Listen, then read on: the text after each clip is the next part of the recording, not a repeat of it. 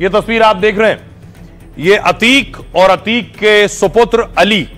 अतीक का बेटा अली फिलहाल जेल में। अगली तस्वीर देखिए जरा। अली को जेल शिफ्ट किया गया, नैनी जेल से झांसी जेल भेजा जा रहा था। ये वो तस्वीर है। उस वक्त मीडिया कैमरों से घिरा हुआ था चारों तरफ से और मीडिया सवाल पूछ रही थी। इस दौरान मीडिया ने सवाल पूछा। आइए आपको सुनवाता हूं, सुनिए जरा मीडिया के सामने अतीक के बेटा क्या कह रहा है। पहली बार आप उसे सुनेंगे, सुनिए जरा। मीडिया वालों के माध्यम से मुख्यमंत्री जी से निवेदन है कि अब और ना सताया जाए। जो कुछ हो गया है सो हो गया है, और जो अन्यथा सताया जा रहा है उससे बचा ले। अन्यथा सताया जा रहा है उससे बचा ले मुख्यमंत्री जी। पानी तक नहीं पीने दिया गया है। मानो क्या हुआ अली, क्या हुआ रास्ते में? पानी तक नहीं पीने दिया गया। जेल में मैं जिस जगह था अपने होम डिस्ट्रिक्ट में, वहाँ मुझे अकेले रखा गया। न किसी से मिलने की अनुमति थी, न बात करने की अनुमति थी। अब बताइए, भेज दिया गया वहाँ से 400-500 किलोमीटर दूर। रास्ते में कोई दिक्कत? अब बताइए, इतने छोटे से चेम्बर में 5-6 आदमी बैठे हैं, बताइए दिक्कत नहीं होगी? किसी प्रकार का डर तो नहीं लगा? आगे जानता है सुरक्षित रहेंगे कि नहीं रहेंगे। बरेली में एक और एनकाउंटर हो गया आज। वो जो लंबे वक्त से फरार था, पुलिस तलाश कर रही थी।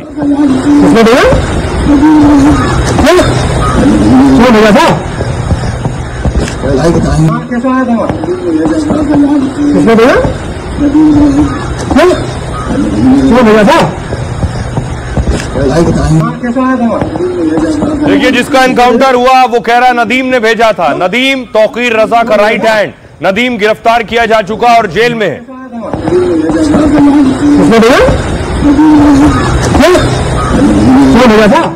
अगला एनकाउंटर देखिए, एक और एनकाउंटर हुआ। दूसरे आरोपी का भी एनकाउंटर हुआ, फरार चल रहा था और पुलिस शिद्दत से तलाश कर रही थी।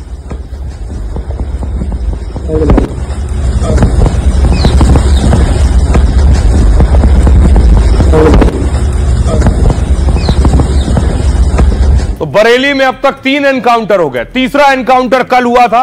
यह तस्वीर देखिए, 3 लोगों को हाफ एनकाउंटर हुआ है।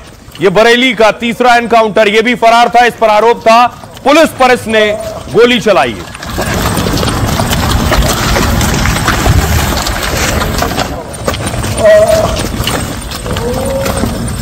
और यही वजह है कि सियासतदान जाना चाहते थे बरेली। तस्वीर अगली देखिए। दानिश अली कांग्रेस के नेता बरेली जाना चाहते थे, उन्हें हाउस अरेस्ट कर लिया गया। उनके घर पुलिस पहुंच चुकी थी, घर से बाहर नहीं निकल पाया दानिश अली।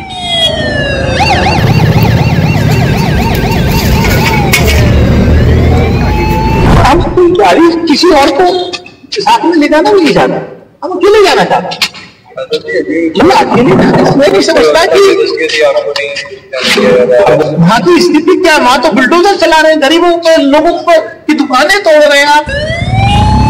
दानिश अली बरेली जाना चाहते थे, नहीं जा सके। ये इमरान मसूद, कांग्रेस नेता इमरान मसूद के घर की तस्वीर आप देख रहे हैं। सांसद इमरान मसूद भी जाना चाहते थे, लेकिन बरेली जाने से पहले उनके घर के बाहर पुलिस थी और उन्हें नजरबंद किया गया था। प्रशासन को डर था कि माहौल खराब हो सकता है, इसलिए सांसद को जाने नहीं दिया गया और बाकायदा बरेली में भारी सुरक्षा तैनाती थी।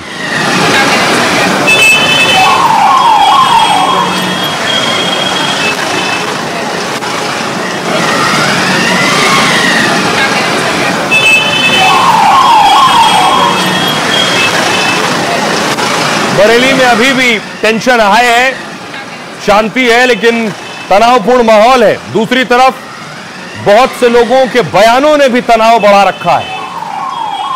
की जागीर है जो ये रोक दे, न मोदी की मां की मेहर में, न ये यूपी का रहने वाला जोगी, न इनकी मां की मेहर में। आओ आओ, खान रजवी को हथकड़ी लगा लो अगर दम है तो। खान रजवी को हथकड़ी लगा लो अगर दम है तो। हम जेलों से नहीं घबराया करते। योगी आदित्यनाथ के एक्शन पर सियासत तेज हो गई है। ओवैसी से लेकर कांग्रेस के नेता तक सवाल उठा रहे हैं। बाबा फतेहपुर की दरगाह का याद नहीं आया बाबा आपको? यही तो हमारा गुस्सा है।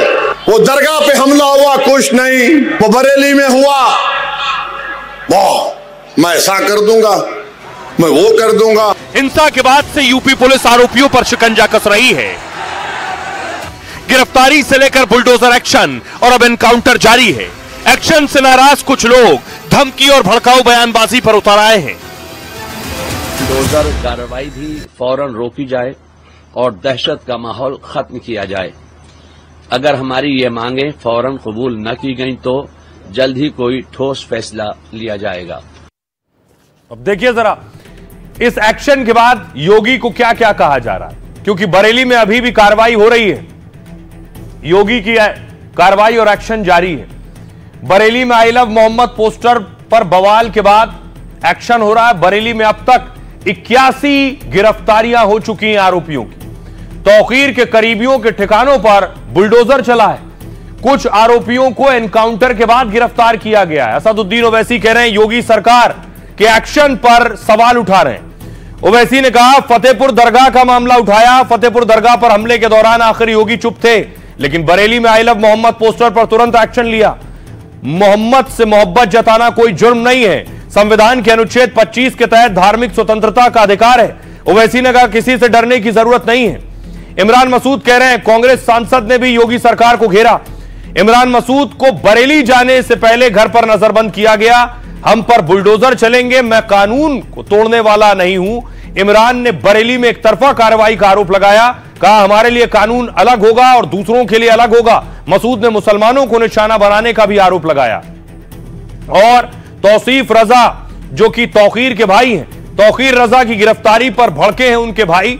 तौकीर के भाई तौसीफ ने ठोस कदम उठाने की चेतावनी दी है। अगर मुसलमानों पर जुल्म नहीं रुके तो ठोस कदम उठाएंगे।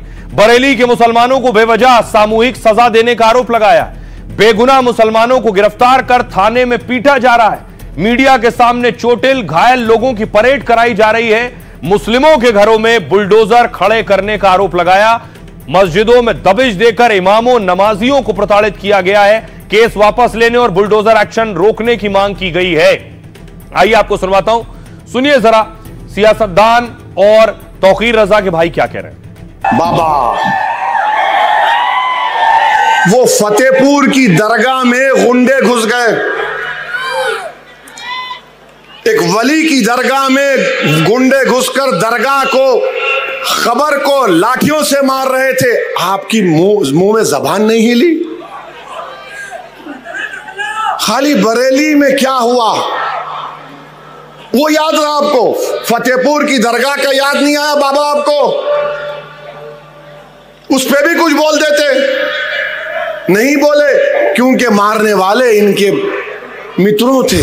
ये नाजुक दौर चल रहा है मुल्क के अंदर, जिस दौर के अंदर हमारे ऊपर सबसे ज्यादा निशाना है। ये चाहते हैं कि इनकी तमाम तर नाकामियां उस नफरत के माहौल में दब जाएं जो नफरत का माहौल ये देश के अंदर पैदा कर रहे हैं।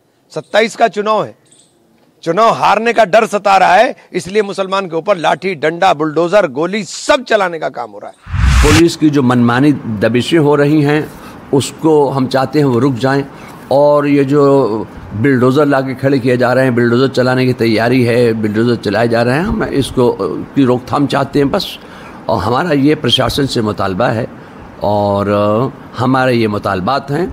नहीं मानेंगे तो फिर हम यूपी के उलमा की मीटिंग करेंगे।